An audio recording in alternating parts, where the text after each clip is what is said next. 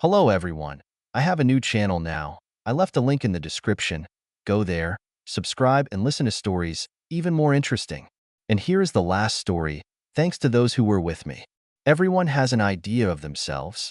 Most people think positively about themselves and believe that they are good people. Some even enjoy behaving like bullies. Some people have high self-esteem, while others just deceive themselves. Like many people, I've always had good self-esteem. As an adult, I strengthened it even more by investing time and money in noble causes. I was born into a wealthy family, the only child with a surname that attracted attention. After the tragic death of my parents in a plane crash when I was 32, I changed my last name to a simple and typically American one, Kevin Wilson. I inherited 90% of their fortune.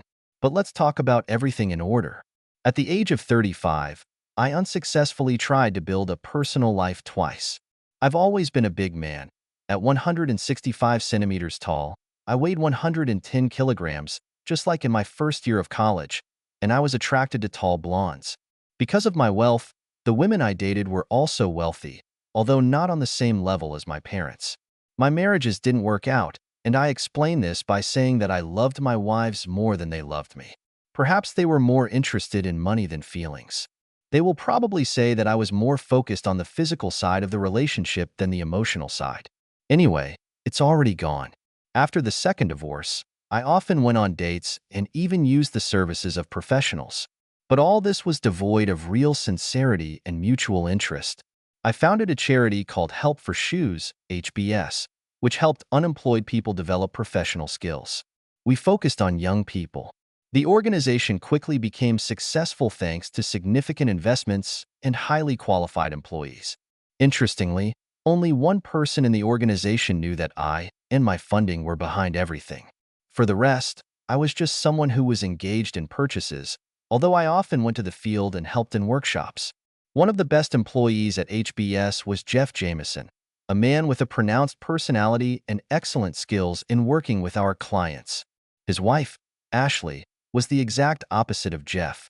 Ash is a short brunette with a brusque manner that I've never really liked. She seemed rude, self-confident, and always ready to express her opinion. Despite this, she was somehow devoted to Jeff, and their marriage seemed strong. At one of the corporate events, Ash was more noisy than usual and made an unpleasant comment in response to a dance song. I couldn't stand it and said, "Ash, don't you ever get tired of being rude?" With these words, I decided to turn the situation into a joke, raised it, took a couple of dance steps, and lowered it. To my surprise, instead of anger, she laughed. This changed our communication a bit, making it more relaxed in subsequent meetings. Over time, our relationship improved. At one of the events, Ash got drunk and came up to me and asked for advice about a gift for Jeff.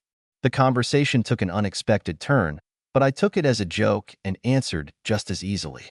In the end, this episode remained just a funny story, and my thoughts focused on how I can further develop my life and my relationships while remaining true to my beliefs and values. "Okay, I'll call you," she said. Then she stood up, and when her face took on a strange expression, she fainted. I managed to catch her so she wouldn't fall. I carried her to the couch in the alcove and went to look for Jeff. Jeff was embarrassed, but he also drank a lot. He tried to pick it up, but dropped it. I picked her up again. "Listen, Jeff," I said, trying to keep my voice as calm as possible. "Do you mind if I take you and Ash home? I can give you a ride tomorrow to pick up the car."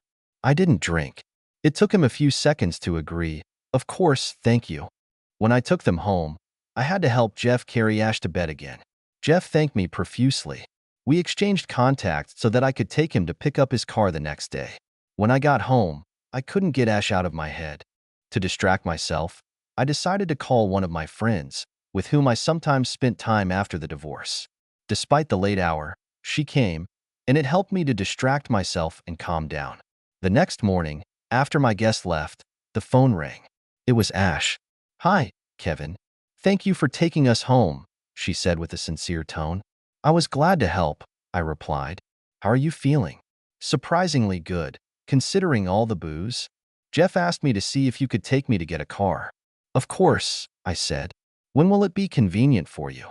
"In 15 minutes?" "Agreed," I replied. When I arrived, Ash was already waiting for me at the house. We chatted all the way to her car. At the end of the journey, when we got to the place, she asked us to turn off the engine for a while. "We need to discuss something," she began. I tensed, afraid that she would remember our conversation at the party. "Don't pretend," she continued with a slight smile. "You promised to help me make Jeff a great Christmas present."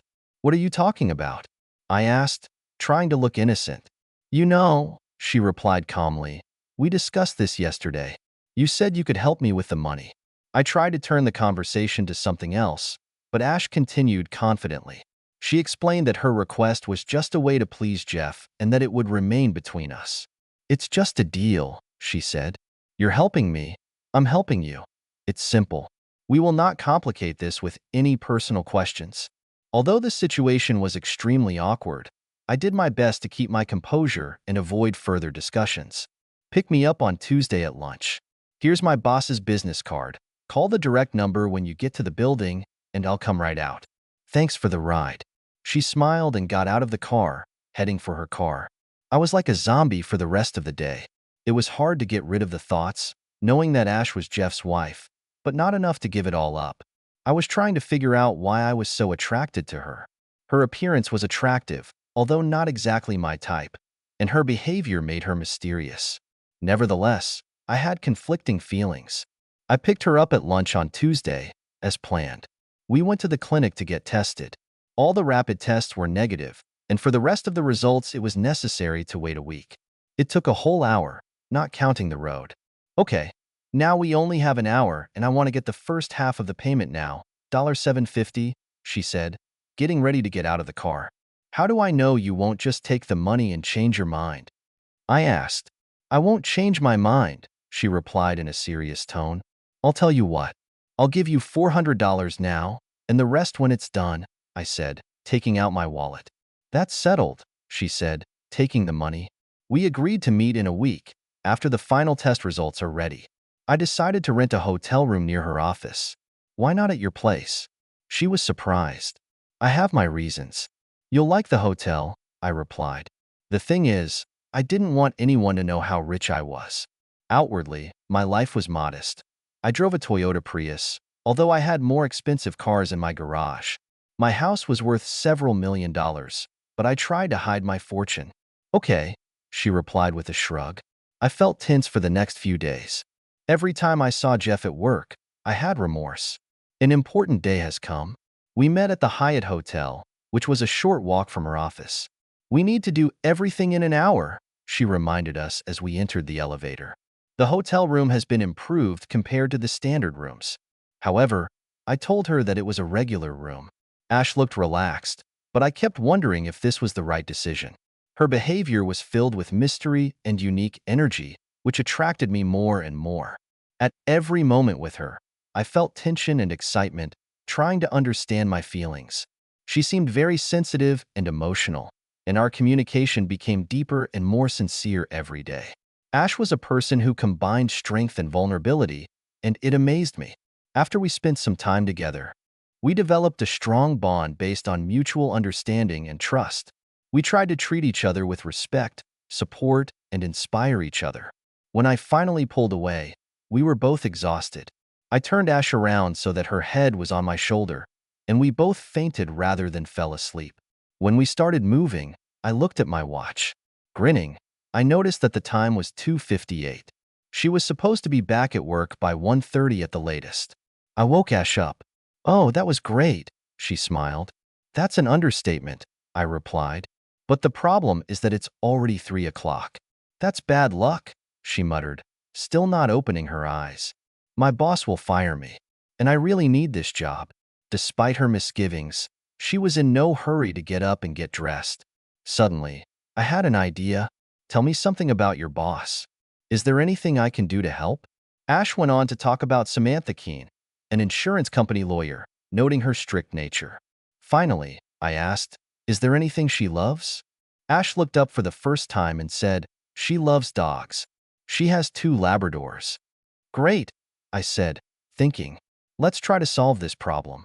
I picked up my phone and dialed Samantha's number from the business card Ash had given me a few days ago. "Samantha Keene," she replied. "Miss Keene, I'm calling at the request of Ashley Jameson. She helped the dog, which ran out into the roadway and, unfortunately, was injured in the process. I took her to the hospital and everything is fine, but she can't go to work yet. Oh, no. Is she all right? Samantha asked anxiously. Yes, everything is fine.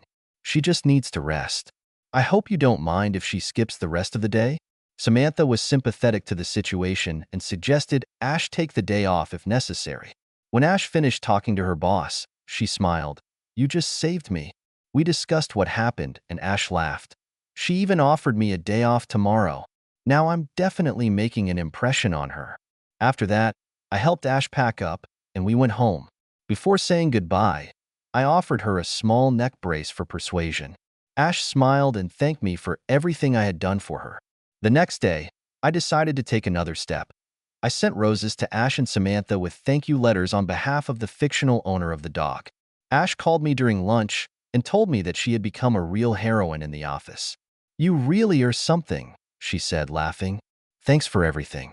We agreed to meet again next weekend when she has the opportunity. Sounds good to me. I chuckled. I'll pick you up Sunday at the same place I left you yesterday, at noon. But I won't pay you this time. I don't need money for that, she laughed. I feel guilty for taking them last time. Interesting, I thought. She feels guilty about the money, but not about the other side. A strange woman. We met on Sunday. We set the alarm for 2:30 and barely made it to Ash's house before Jeff returned from bowling. We spent that day waiting for what was going to happen. My first contact with Ash took place about 3 years ago. A lot has changed since then. Jeff really liked his audio system. He told Ash that it was the best gift of his life. But if he knew how it was acquired, it would be the worst gift in his life. Ash and I became like heroin to each other. We depended on each other. Our meetings have become regular, 3 times a week. Ash met my expectations in many ways, although some aspects of our communication were too difficult for her.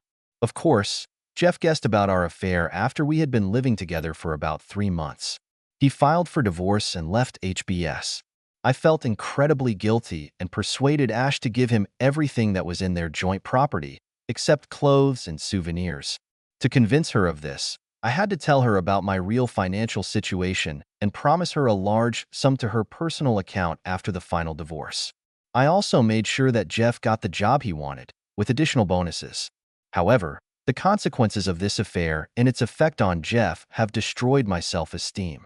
Despite my charitable work, I couldn't get rid of the guilt inwardly. Ash and Jeff's divorce went through with numerous disputes, despite her agreement on financial aspects. Through her, Jeff found out about my situation and revealed it to his friends. My relationship with my colleagues deteriorated, and I stopped working at HBS, although I continued to finance it. I founded another charity called Best Start, which helped children from low-income families. Shortly after Jeff found out about the affair, Ash moved in with me. It was the best time of my life. Despite feeling guilty about Jeff, I felt completely satisfied and happy.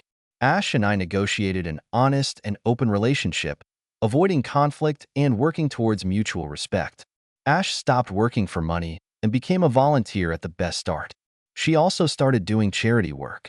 We enjoyed spending time together, traveling, attending film and play premieres, and doing outdoor activities. Incredibly, our mutual attraction has not faded even after years.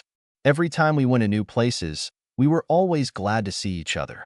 About 3 weeks ago, after one of our long conversations, we decided to discuss our fantasies.